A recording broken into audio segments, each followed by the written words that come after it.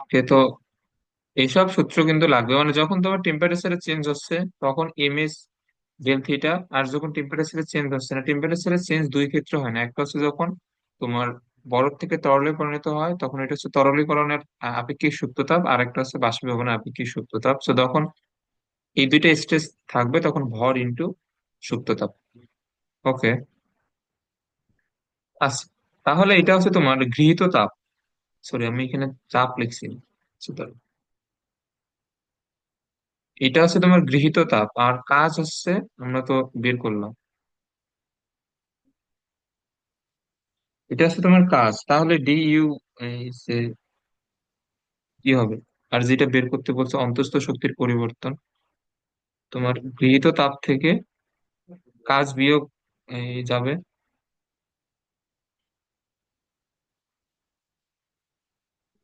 এটা আসবে 2100.73। বুঝছো এই ম্যাথটা? বুঝছি। ওকে।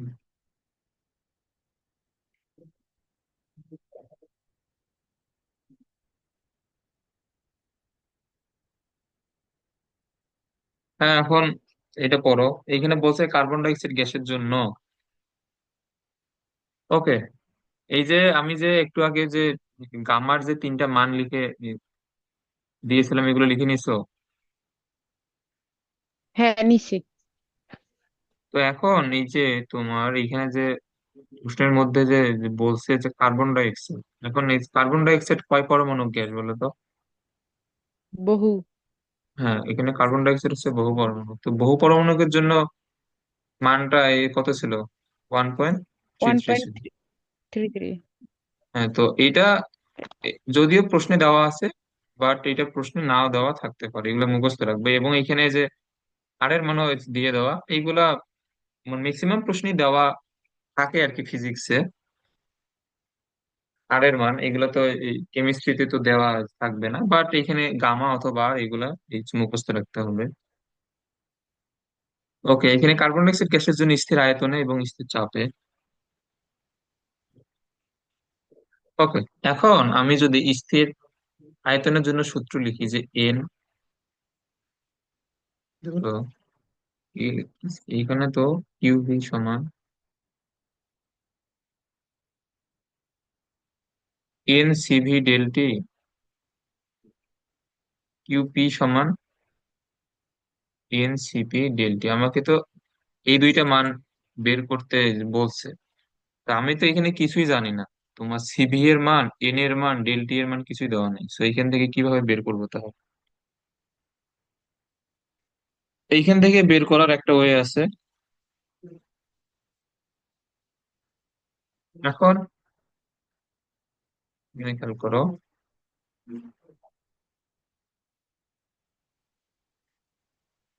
আমরা এই যে এই এই সূত্রটা তো আমরা শিখে আসলাম যে CP divide by CV gamma. তাহলে এখানে গামার মান এখানে কত? 1.33। তাহলে সিপি সমান কি হবে? 1.33 ইন্টু সিবি। এটা হচ্ছে 1 নম্বর সমীকরণ। এবং আমরা আরো একটা সূত্র তো শিখছি, CP minus CV is equal to আর।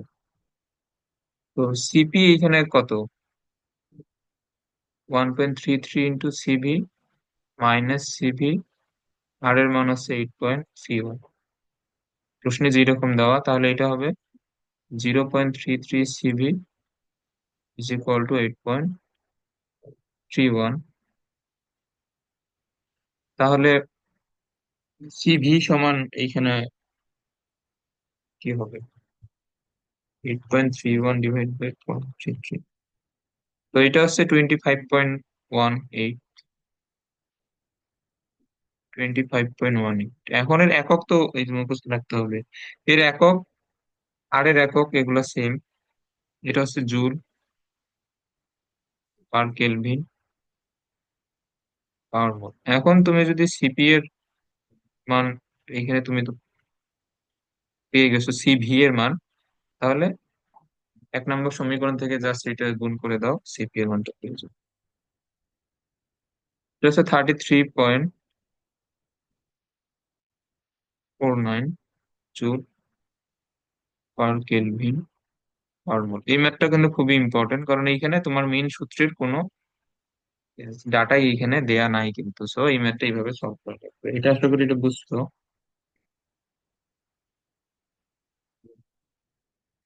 ওকে, সমষ্ণ প্রক্রিয়াকৃত কাজ। আচ্ছা, আমরা আগে সূত্রগুলো শিখি।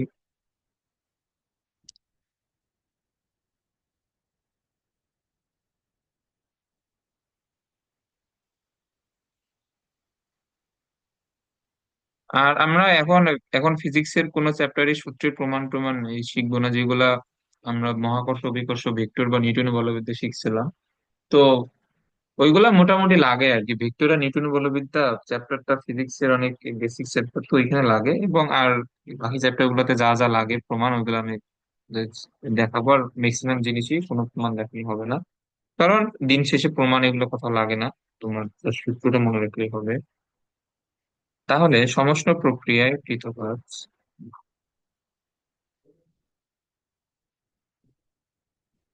এখন দেখো, সমষ্ণ প্রক্রিয়া মানে কি? সমষ্ণ প্রক্রিয়া মানে এখানে টেম্পারেচার স্থির না।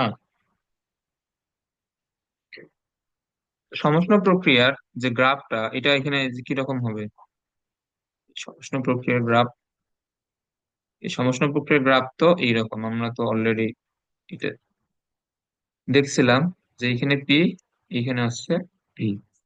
তাহলে এই যে ধরো যে এর এই পয়েন্টে একটা পয়েন্ট আমরা নিলাম, এই যে এখানে P1 V1, মানে পি এর মান একটা, ভি এর মান একটা। আর এইখানে একটা পয়েন্ট আমরা বিবেচনা করলাম, এটা হচ্ছে P2, আর এই পয়েন্ট আয়তন হচ্ছে V2।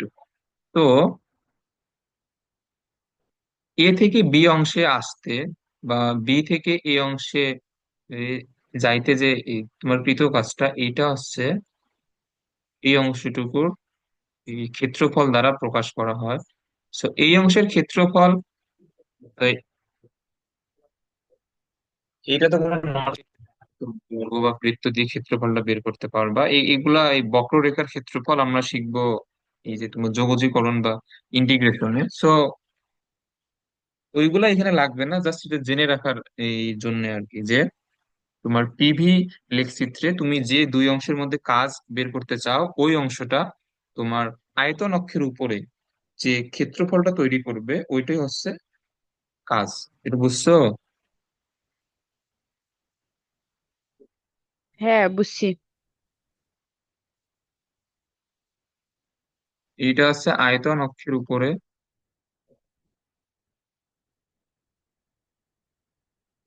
ক্ষেত্রফল সমান হচ্ছে কাজ। ওকে, এই গ্রাফে সকল বিন্দুতে কে ফিক্সড বলো তো? এই গ্রাফে সকল বিন্দুতে কিন্তু টেম্পারেচার ফিক্সড। এইটা যেহেতু সমষ্ণ প্রক্রিয়ার গ্রাফ, তো এইখানে যেটা কাজের যেটা সূত্র,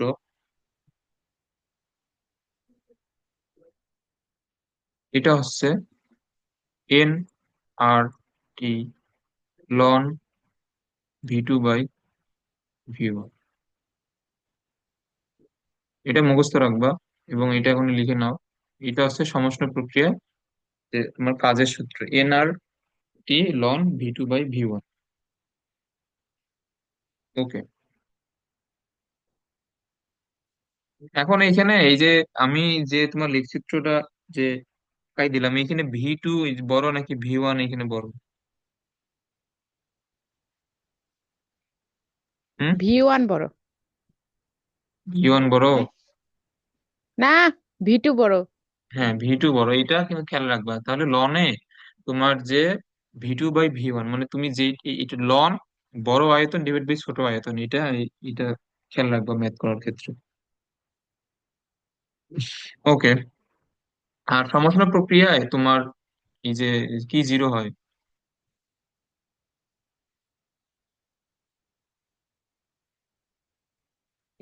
DQ। ডি কিউ জিরো সমষ্ণ প্রক্রিয়ায়? না না, ডিকিউ না, ডি ইউ ইউ। হ্যাঁ, ডি ইউ যদি জিরো হয় তাহলে তোমার সরবরাহকৃত তাপ, এই যে এটা কি হবে, এটা হবে তোমার কাজেরই সমান না। কারণ ডি ইউ যদি জিরো হয় তাহলে কিউ সমান কি হবে, কি, কিউ সমান ডাব্লিউরই হবে, কারণ এটা আছে সূত্রটা তো এইটা। D U plus D W, D U যদি জিরো হয়ে যায় তাহলে আমাদের সূত্রটা দাঁড়ায় ডি কিউ ডি ডাব্লিউ। তো এখন তোমাকে এখানে দুইটাই মনে রাখতে হবে, তোমার এই যে প্রশ্নে তোমার এখানে কাজও জানতে চাইতে পারে, অথবা এখানে গৃহীত তাপ বা সরবরাহকৃত তাপও জানতে চাইতে পারে। তো সমষ্ণ প্রক্রিয়ার ক্ষেত্রে দুইটারই ক্ষেত্রে সূত্র সেম হবে না, এটা খেয়াল হুম। রাখবে। ওকে, আচ্ছা এরপরে এখন দেখি এখানে কি ম্যাথ আছে।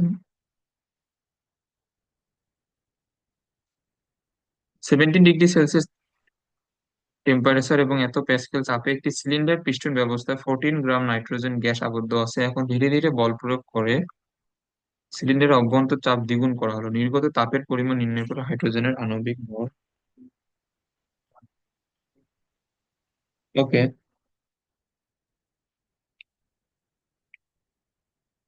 আচ্ছা, নির্গত তাপের পরিমাণ বের করতে বলছে। এখন এখানে তোমার যে এই কোনো একটা সিস্টেম যদি তাপ যদি ছেড়ে দেয়, এটা ধরো যে সিস্টেম, এখানে সিস্টেমে নির্গত তাপের পরিমাণ বের করতে বলছে। সিস্টেম যদি তাপ ছেড়ে দেয় তাহলে ডিকিউ এর মান প্লাস হবে না মাইনাস হবে?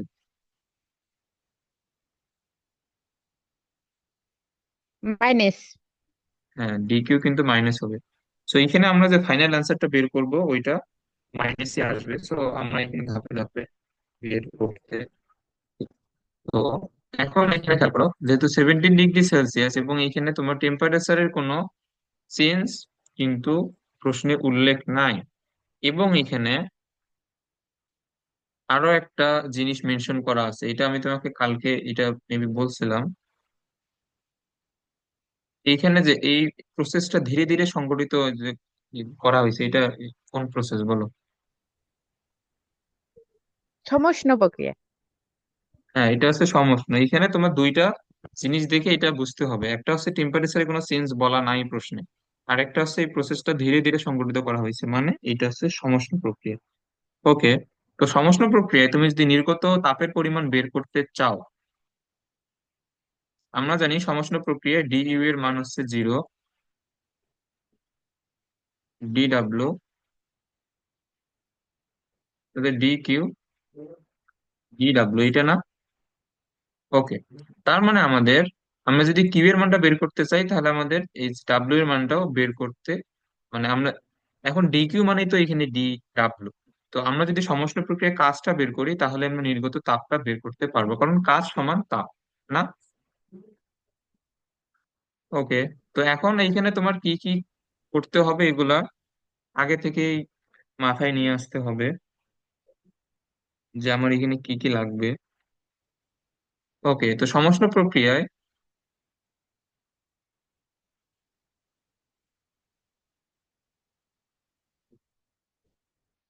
উপরোক্ত প্রক্রিয়াটি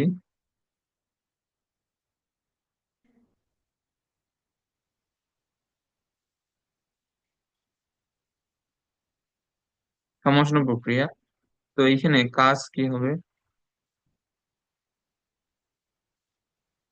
এন আর টি লন V two by V one. Okay, আচ্ছা, আচ্ছা এখানে আমি তো একটা জিনিস মনে হয় এই পেজে বলছিলাম যে বড় আয়তন বাই ছোট আয়তন, এটা আসলে বড় আয়তন বাই ছোট আয়তন না, এখানে ভি টু আছে তোমার পরিবর্তিত আয়তন, এটা বড় আয়তন না আসলে, এখানে ভি টু আছে মানে তোমার দ্বিতীয় ক্ষেত্রে আয়তন, আর ভি ওয়ান হচ্ছে তোমার প্রাথমিক ক্ষেত্রে আয়তন। তো এখন যে এখানে চাপ দ্বিগুণ করা হয়েছে, এখন এখন এইখানে তোমার টেম্পারেচার বৃদ্ধি পাবে, না সরি, চাপ দ্বিগুণ করা হইলে আয়তন তো অবশ্যই হ্রাস পাবে, আমরা এটা বয়লের সূত্র থেকে অলরেডি জানি। তাহলে আমার এখানে ভি টু এর মানটা এই জানা লাগবে, ভি ওয়ান এর মানটা জানা লাগবে। তো এখন খেয়াল করো, এইটা তোমার যেহেতু সমষ্ণ প্রক্রিয়া, সমষ্ণ প্রক্রিয়া মানে বয়লের সূত্র। তো এই বয়লের সূত্রটা কি? P one V one is equal to P two V two. তোমার পি ওয়ান এবং পি টু এর মধ্যে সম্পর্ক তো দেয়াই আছে যে পি টু হচ্ছে পি ওয়ান এর দ্বিগুণ। এখন তুমি ভি টুটা কিভাবে বের করবা? তার জন্য তোমার ভি ওয়ান এর মানটা তো জানা লাগবে না। আমি যদি এই সূত্রটা ইউজ করে ভি টু এর মানটা বের করতে চাই, তো আমার আগে ভি ওয়ান এর মানটা জানা লাগবে। ওকে, এখন খেয়াল করো, তোমার এই প্রাথমিক অবস্থায় টেম্পারেচার দেওয়া, চাপ দেওয়া, 14 গ্রাম নাইট্রোজেন মানে এন দেওয়া, আর তো তুমি জানোই। সো এখানে কি হবে তাহলে? PV is equal two nRT. এই ভি এখানে কি বলতো, এই ভি হচ্ছে মূলত ভি ওয়ান বা প্রাথমিক আয়তন, এটা বুঝছো? হ্যাঁ। ওকে, তাহলে পি তো দেওয়াই। আচ্ছা, আমি এখানে ভি ওয়ানই লিখি। এন কত? এন হচ্ছে 14 গ্রাম নাইট্রোজেন, আর এন নাইট্রোজেন সবসময় দ্বিপরমাণুক অবস্থায় থাকে, সো এটার মোলার মাস এটা হচ্ছে 28। আর এর মান 8.314। টি এর মান 17 মানে হচ্ছে 290। তো তুমি এখান থেকে যদি ভি ওয়ান এর মানটা বের করো, 4.20, 10 ইনভার্স 3। এখন দেখো, আমরা চাপ লিখছি প্যাসকেল এককে, আর এর মান লিখছি 8.314, তাহলে এখানে ভি এর মান কোন এককে আসবে বলো?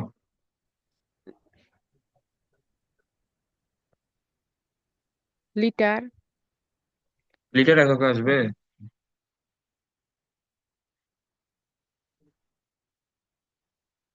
তোমার লিটার এককে আসতো যদি আমরা আর এর মানটা লিটার অ্যাটমসফিয়ার এককে ইউজ করতাম, মানে 0.082। এখানে আসবে মিটার কিউব এককে, মিট। যেহেতু 8.314 ইউজ করছি। এইসব জিনিস এগুলো মনে রাখবো, কারণ এগুলো তো এই পড়ানো হয়েছে অলরেডি। এখন পড়ানোর মধ্যে যদি আবার এসব ভুল করো তাহলে সমস্যা। আচ্ছা, এখন এখানে খেয়াল করো, তো আমরা ভি ওয়ান এই পাইলাম, এবং যেহেতু সমষ্ণ প্রক্রিয়া এবং যেহেতু এই প্রক্রিয়াটা অবশ্যই বয়লের সূত্র মেনে চলে,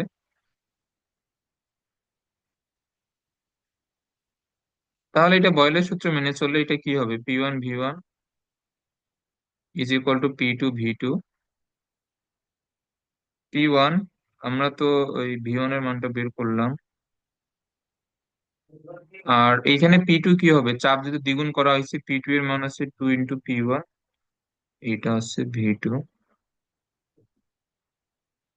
ওকে, তো ভি টু হবে এর অর্ধেক, এটা বোঝাই যাচ্ছে, যেহেতু ব্যস্তানুপাতিক সম্পর্ক চাপ এবং আয়তনের মধ্যে একটাকে দ্বিগুণ করলে আরেকটা অর্ধেক হয়ে যাবে।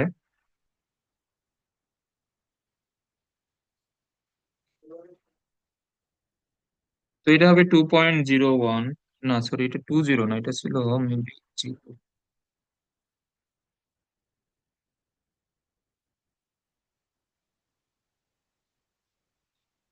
এটা হচ্ছে 4.02,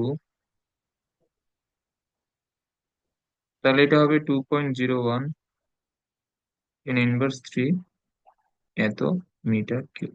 ওকে, তো এখন যে কাজ, এনআরটি লন V two by V one. N এর মান হবে 0.5, 14/28। আর এর মান তো 8.314। টি এর মান হচ্ছে এটা অবশ্যই কেলভিন এককে, 70 ডিগ্রি সেলসিয়াস মান বিশুদ্ধ।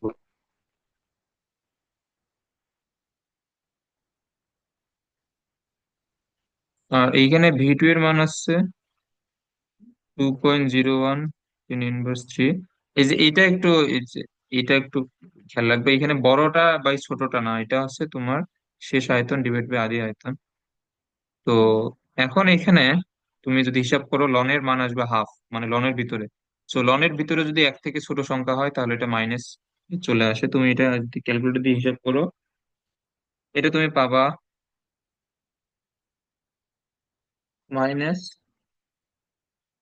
835.6 জুল, এবং এখানে লনের ভিতরে তোমার যদি এটা হাফ আসবে, তো লনের ভিতরে হাফ আসা মানে এখানে অবশ্যই একটা মাইনাস সাইন আসবে। মানে হাফ না, লনের ভিতরে যদি এক থেকে ছোট সংখ্যা আসে, তাহলে এখানে ক্যালকুলেশন করে দেখবা যে এখানে মাইনাস সাইন আসে। তো এটা হচ্ছে কাজ, বাট সমস্যা প্রক্রিয়ার ক্ষেত্রে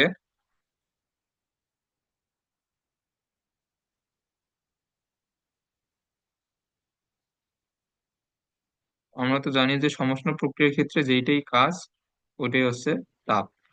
তো এখন এইখানে তাহলে নির্গত তাপ কি হবে? মাইনাস 835 এত জুল। এটা বুঝছো না? বুঝছি। এখন দেখো, এখন তুমি যখন যখন অ্যান্সার লিখবা যে নির্গত তাপের পরিমাণ, তো নির্গত মানেই তো অলরেডি তোমার ওইখানে যদি সিস্টেম থেকে তাপ নির্গত হয় সেটা দ্বারাই তো মাইনাস বোঝায়। তো তুমি যখন নির্গত তাপের পরিমাণ লিখবা ফাইনাল অ্যান্সারে, তখন জাস্ট অ্যান্সার হবে এত জুল পরিমাণ তাপ নির্গত হবে বা বের হয়ে যাবে। বুঝছো এটা? হ্যাঁ। ওকে।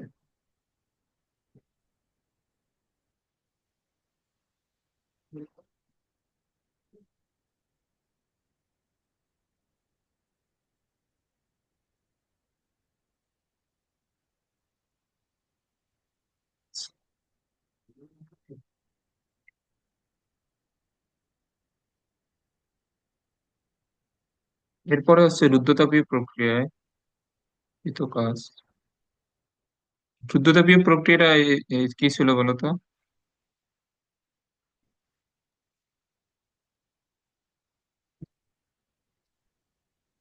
কোনটা বলবো? এই একটু বলো তো। রুদ্ধতাপীয় এই প্রক্রিয়াটা, মানে রুদ্ধতাপীয় এই আহ, প্রক্রিয়াটা আসলে কি?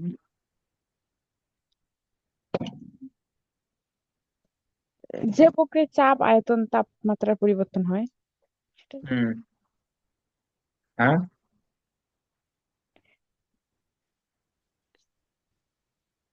তাপমাত্রা তো পরিবর্তন না, বাট রুদ্ধতাপীয় প্রক্রিয়ার মেইন জিনিসটা কি আসলে?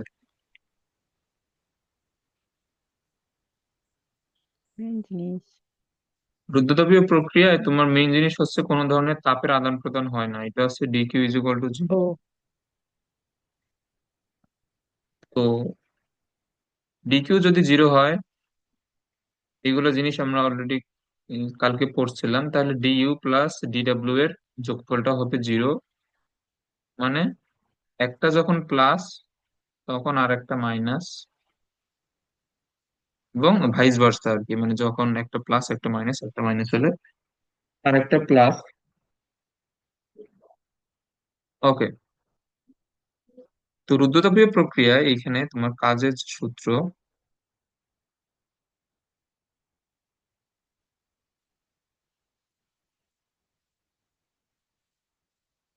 এবং রুদ্ধতাপীয় প্রক্রিয়াতেও আমরা এটা এখানে জানি যে টেম্পারেচারের চেঞ্জ হয় অবশ্যই।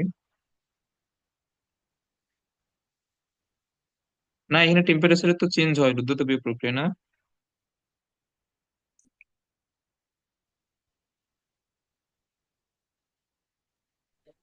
তো রুদ্ধতাপীয় প্রক্রিয়ায় তোমার যদি টেম্পারেচারের চেঞ্জ হয়, এইখানে সূত্রটা হবে, আচ্ছা আমি এই সূত্রটার একটু এখানে দুই লাইনের একটা যে প্রমাণ আছে এটা এই যে দেখাই একটু। এখন এখানে খেয়াল করো,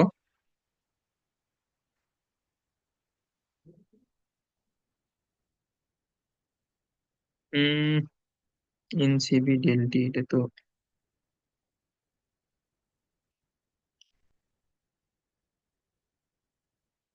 আচ্ছা এটার মধ্যে প্রমাণ লাগবে না এগুলো। এখানে তোমার কাজের সূত্র হচ্ছে, এখানে আরেকটা সাবমিট করা লাগবে। এটা ডাব্লিউ সমান হচ্ছে এন মোল সংখ্যা আর divide by gamma minus one into T one minus T two.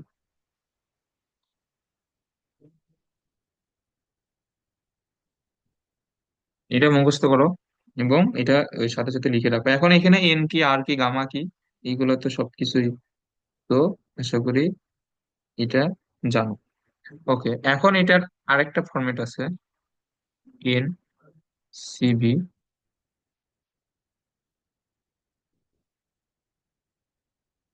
E1 minus ই2। তো আমরা এখান থেকে যে কি লিখতে পারি, সিবি সমান আর ডিভাইড বাই গামা মাইনাস, এটাও মুখস্থ রাখবা। এবং এটা এটা কই থেকে আসে এটার প্রমাণ আছে, এটা জানা লাগবে না, তুমি জাস্ট এখানে যে তিনটা জিনিস লিখে দিলাম এগুলো মুখস্থ রাখলেই হবে। ওকে,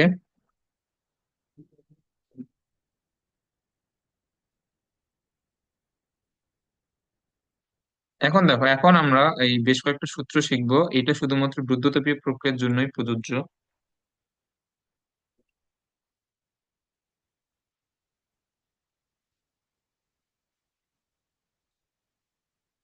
বৈদ্যুতিক প্রক্রিয়ায়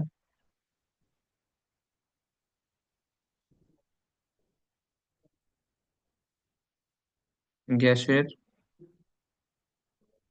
তিনটি চলরাশি যে আছে, চাপ, আয়তন এবং তাপমাত্রা, চলরাশির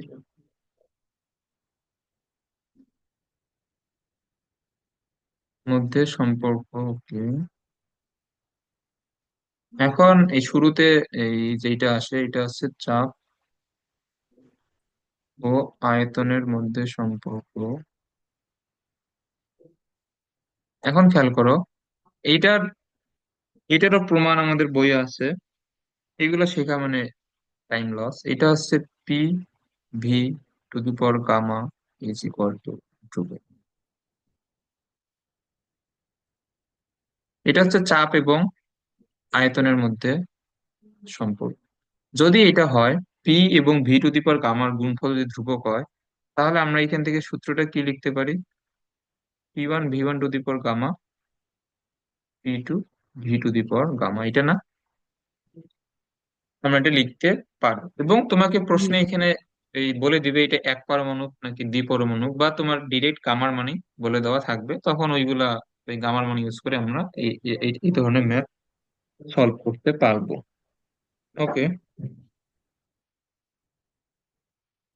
এরপরে চাপ আয়তন না, এরপরে ধরো আমরা এই, ধরে নিই যে তাপমাত্রা, আয়তন।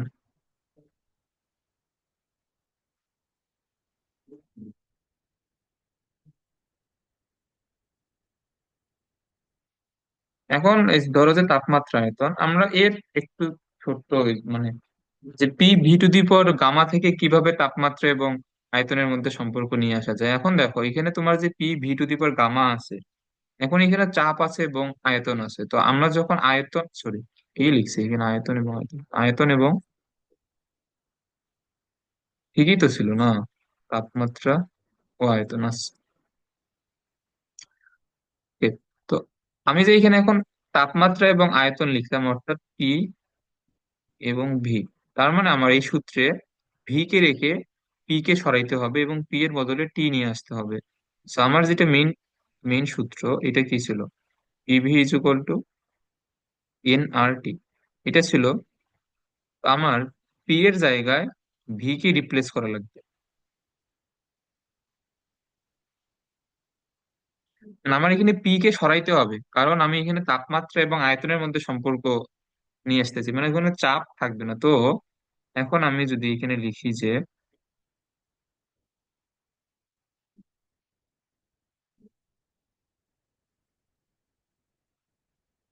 P V to the power gamma সমান একটা ধ্রুবক। এখন আমি যদি পি এর জায়গায় এর মানটা যদি বসাই দিই, N R T by V, V to the power gamma is equal to ধ্রুবক।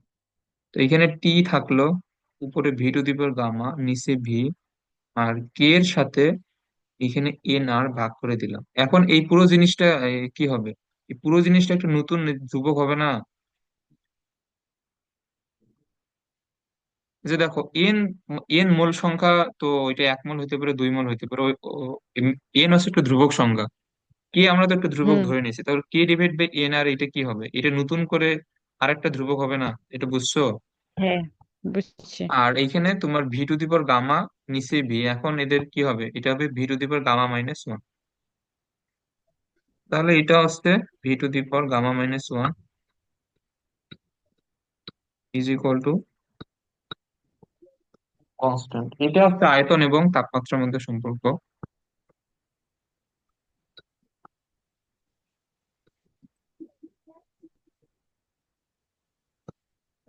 তাহলে এখন এখানে সূত্রটা কি আসবে? এটা তো সহজ, T1 V to the power gamma minus one, T2 V to the power gamma minus one. এগুলো এখনই এত সহজে মুখস্থ তো হবে না, এগুলো লিখে রাখো, কারণ এগুলোর ম্যাথ আমরা একটু পরেই করবো, সূত্রগুলো লাগবে। আচ্ছা, এরপরে আর একটা এই বাকি আছে, এটা হচ্ছে চাপ এবং তাপমাত্রা।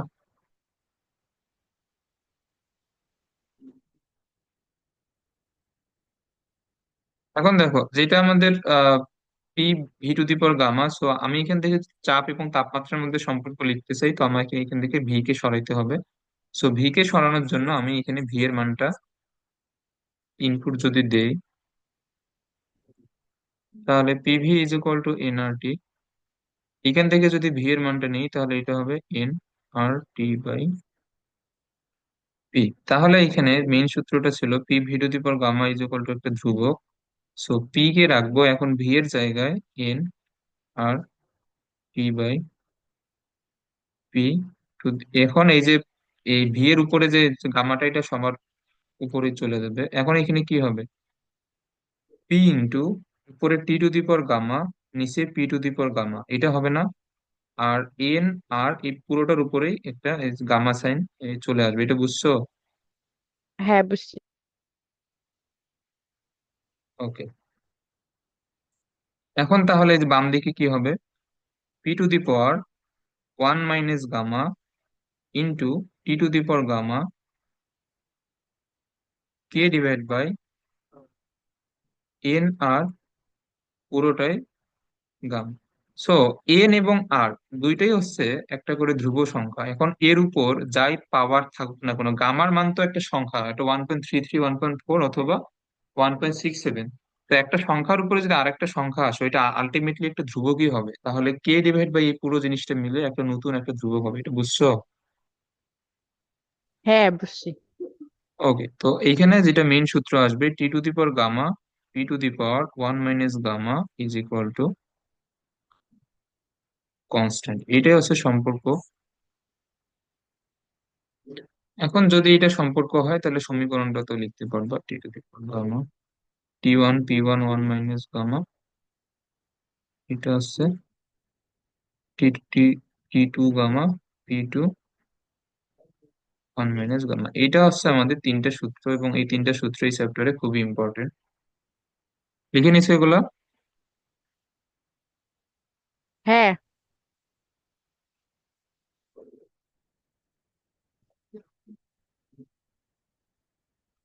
ওকে। এখন কালকে আমরা দুইটা প্রসেস সম্পর্কে যে, পড়ছিলাম। একটা হচ্ছে অনেক অনেক ধীরে ধীরে হয়, আর একটা অনেক দ্রুত গতির। তো অনেক দ্রুত গতিরটা কি ছিল? রুদ্রতাপীয়। হ্যাঁ, রুদ্ধতাপীয়। এখন এখানে প্রশ্ন পড়ে, এটা বুঝতে হবে, একটা নির্দিষ্ট পরিমাণ গ্যাস হঠাৎ এই যে প্রসারিত হয়ে যখন দ্বিগুণ হবে, তো এখন এই যে এই যখন হঠাৎ ঘটবে বা অনেক এই দ্রুত ঘটবে, তখন প্রসেসটা হচ্ছে রুদ্ধতাপীয়।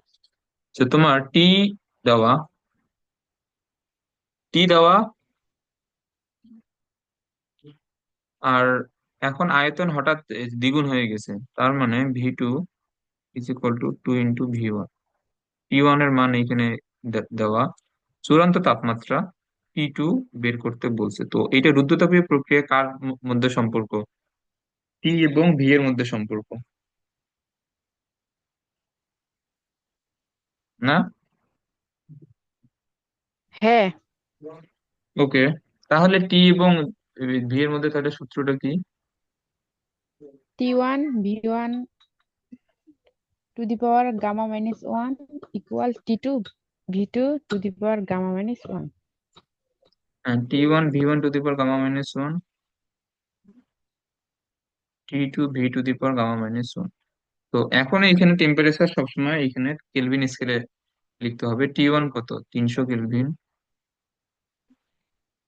আর একটা জিনিস এইখানে খেয়াল করো, আমি T2 রাখলাম এইদিকে, V2 এর সাথে যদি V1 যদি ভাগ করে দেই, এবং দুইটারই পাওয়ার সেম না, দুইটার পাওয়ার সেম হইলে আমি ব্র্যাকেট দিয়ে এইভাবে লিখতে পারি অবশ্যই।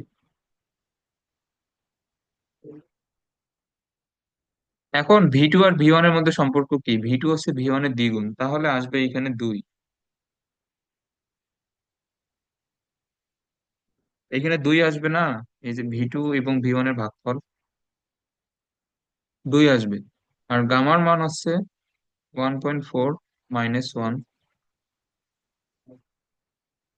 তো এখন T2 এর মান আসবে 300/2 টু দি পাওয়ার 0.4। এখন এটা তুমি ক্যালকুলেটর বের করো।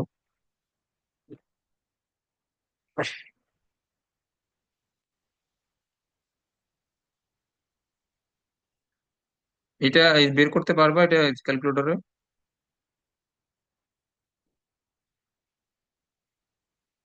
হুম।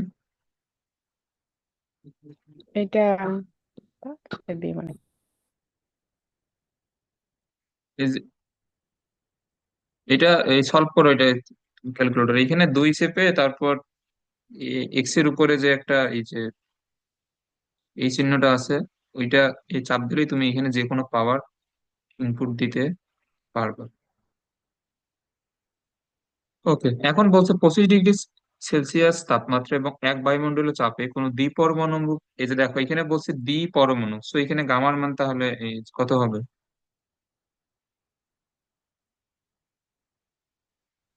1.4।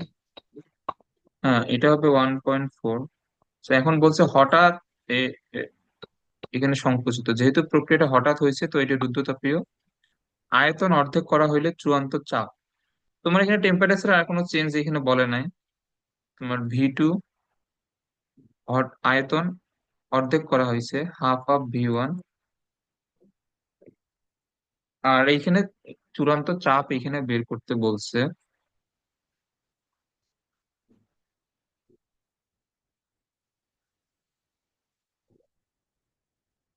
তাহলে এখানে চাপ এবং আয়তনের মধ্যে সম্পর্ক, সো এটা হচ্ছে P1 V1 to the power gamma, P2 V2 to the power gamma. Okay, চূড়ান্ত চাপ, সো তোমার P1 দেওয়া হচ্ছে 1 atm, আর এখানে P2 আছে, আর এখানে V2/V1 আমি যদি এদিকে ভাগ করে নিয়ে আসি, দুইটারই পাওয়ার গামা, সো এটা 1 atm P2। V2 এবং V1 এর মধ্যে যে রেশিও এটা হচ্ছে হাফ, এবং গামার মান হচ্ছে 1.4। তাহলে P2 আসবে 1/0.5, এর পাওয়ার হচ্ছে 1 তাহলে তুমি এটা এই যে এটা সলভ করো এটা ক্যালকুলেটরে। তো এটা হবে 2.64 atm। আমি যেহেতু P1টাকেও অ্যাটমসফিয়ারে লিখছি, তুমি এখন চাইলে এর সাথে 101 এই 325 গুণ করে দিয়ে তুমি এটাকে প্যাসকেলে নিয়ে যেতে পারো। এটা বুঝছো? হ্যাঁ, বুঝছি। ওকে, এরপরে